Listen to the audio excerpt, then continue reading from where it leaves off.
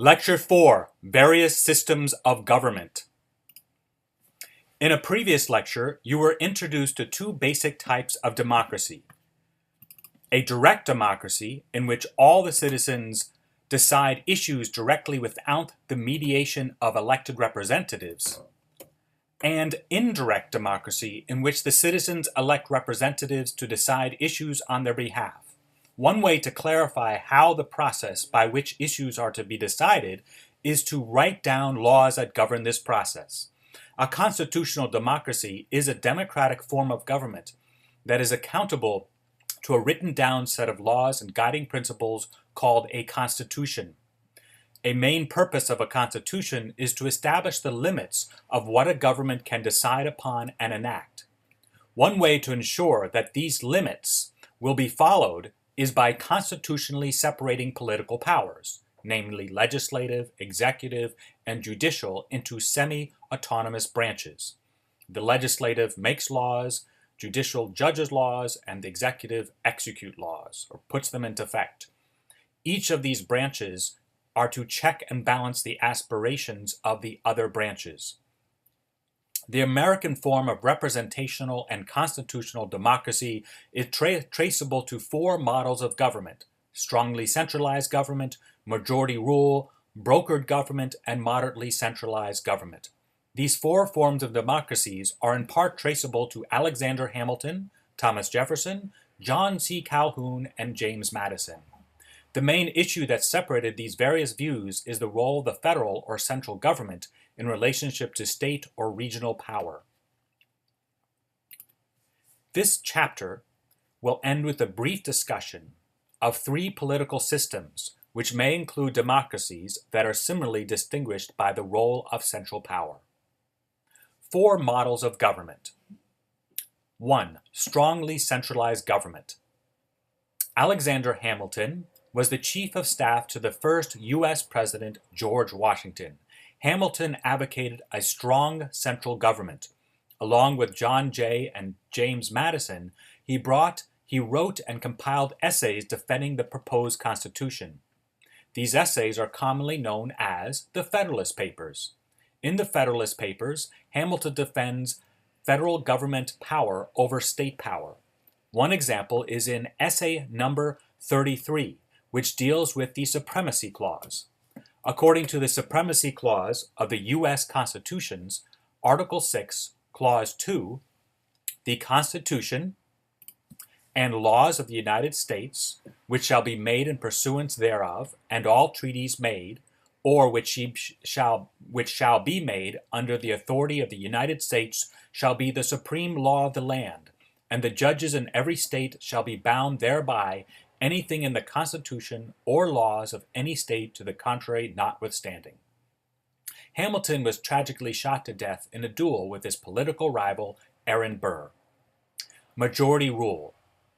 Thomas Jefferson was the third president of the U.S. Jefferson was preceded by John Adams, who in turn was preceded by George Washington. As third president, Jefferson countered the policies of the previous Federalist president, John Adams. The Federalist Party was the first American political party. It was formed by Alexander Hamilton. Although the first U.S. President, George Washington, supported Federalist ideas and initiatives, he chose to remain unaffiliated with any party. The second U.S. President, John Adams, though, did choose to affiliate himself with the Federalist Party, and consequently supported a strong centralized government. In 1801, U.S. citizens voted Thomas Jefferson to succeed John Adams. Jefferson strongly opposed John Adams' Federalist views. As an anti-Federalist and member of the Democratic-Republican Party, which in 1824 split into the National Republican Party and the Democratic Party, Jefferson believed in majority rule by states individually joined together by a weak federal or central government. He promoted, therefore, the decentralization of federal powers by strengthening state rights, in other words, by strengthening regional rights. In this way, he thought freedom would be best safeguarded since it would be held by small, relatively autonomous entities rather than being centralized. Brokered government. John C. Calhoun lived from 1782 to 1850, was a proponent of state rights and worked at limiting the powers of the federal government. According to his concurrent majority theory, at certain times a minority is given the power to veto or check legislation that the majority proposes. He argued for, and I quote, the right of a state to interpose in the last resort in order to arrest an unconstitutional act of the general government within its limits. End of quote. He disagreed with only following numerical majority. He feared the majority could become like a tyrant in relationship to the minorities. Therefore, he thought, the powers of the majority need to be checked. Only if, he argued, the interests of the majority can check and balance the interest of the majority, will there be a just political system. According to his concurrent majority theory, the consent of all major interests of a community must be obtained prior to legislation and action. For example, state government interests and the federal government interest must both be considered even though the federal government has numerical majority. 4. Moderately centralized government. James Madison was the fourth president of the U.S., preceded by the anti-federalist Thomas Jefferson. James Madison's political views changed over time.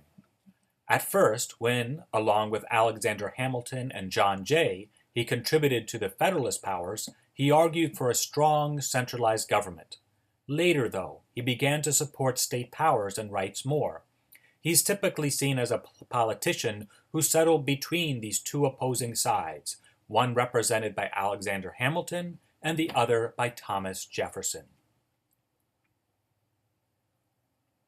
Federal powers and state powers in modern times.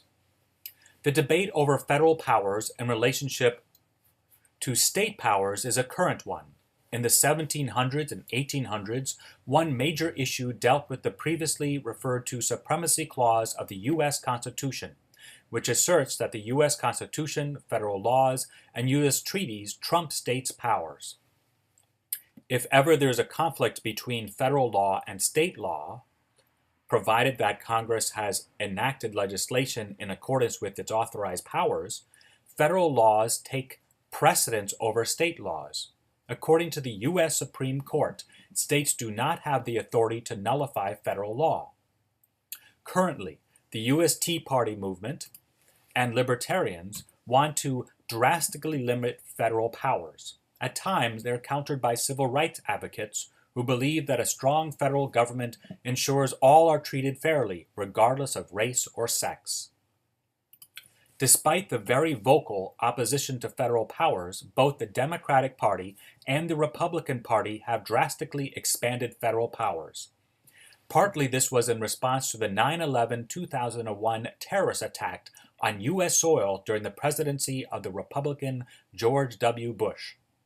In the name of Homeland Security, federal powers were then greatly expanded.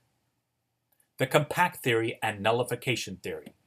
According to the compact theory advocated by the anti-federalist Thomas Jefferson and others, the U.S. is a compact formed by the states. This means that since the states created the federal governments, states have the power to determine whether or not the federal government has overstepped its authority of the compact.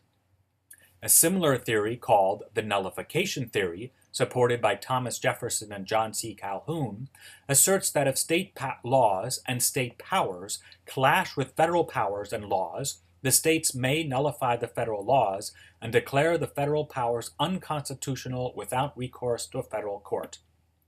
The Supreme Court ruled against the nullification theory. 3 political systems distinguished by the degree of central rule. In your transcript, I list 3 political systems that, like the 4 models of democracy just discussed, are likewise distinguished by how much power is granted to the periphery and how much power is given to the center. And those 3 political systems are federal system, unitary system, and confederal system. In a federal system, semi-autonomous states or provinces are joined by a strong central government. Example of federal systems are the United States of America, Canada, and Germany. In a unitary system, the various regions of a country only have power that the central government chooses to grant to them. These regions are not considered to be prior in any way to the central government, but rather are understood as created by the central government. Most countries in the world are governed by a unitary system. Examples of unitary republics are Cameroon, China, Chile, Costa Rica, Croatia, France, Italy, Israel, Greece, and Vietnam. Examples of unitary monarchies are Cambodia, Jordan, Thailand, and the Vatican City. In a confederation, the central government only serves the end of supporting states that are loosely held together by a treaty. The treaty describes what this support, such as common currency, defense, and trade regulation, entails. One example is the European Union, also known as the EU. Inherent dangers in the dominant Western political model of democracy. Sections 1 through 4 of this lecture dealt with various ways of heeding minority voices within a democratic system.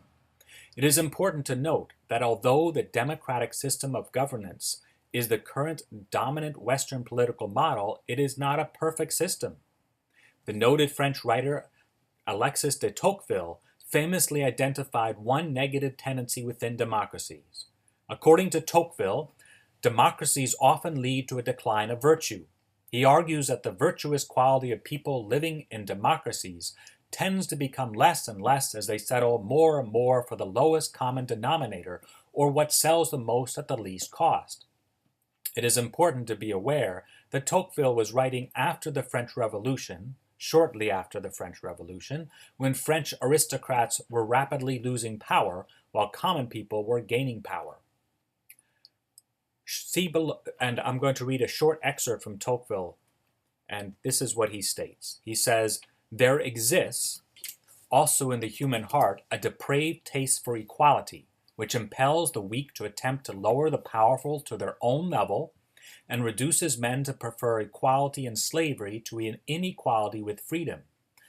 Not that those nations whose social condition is democratic naturally despise liberty. On the contrary, they have an instinctive love of it. But liberty is not the chief and constant object of their desires. Equality is their idol. They make rapid and sudden efforts to obtain liberty, and if they miss their aim, resign themselves to their disappointment, but nothing can satisfy them except equality, and rather than lose it, they resolve to perish." End of quote from Tocqueville. Well-run democracies. How does one prevent democracies from declining? A principal way is by adhering to the natural law tradition. When human laws that are enacted by democratic societies are in accordance with natural law, then it serves as a standard that, when followed, will check the democratic tendency that impels the weak to attempt to lower the powerful to their own level, as Tocqueville says, and reduces men to prefer equality and slavery to inequality with freedom. Natural law is human reason's ability to distinguish between what is good from what is evil. The fundamental principle, therefore, that natural law is based upon is do good, avoid evil. Natural law, therefore, does not refer to what is natural biologically or instinctually, but rather what is natural to man who has the capacity to reason and discover moral truths reflective of the Ten Commandments that persist without change throughout history, despite changes history may undergo. For example, regardless of the historical context, stealing and murder, as distinguished from killing in self-defense or killing enemy combatants in a just war, are always immoral. God bless.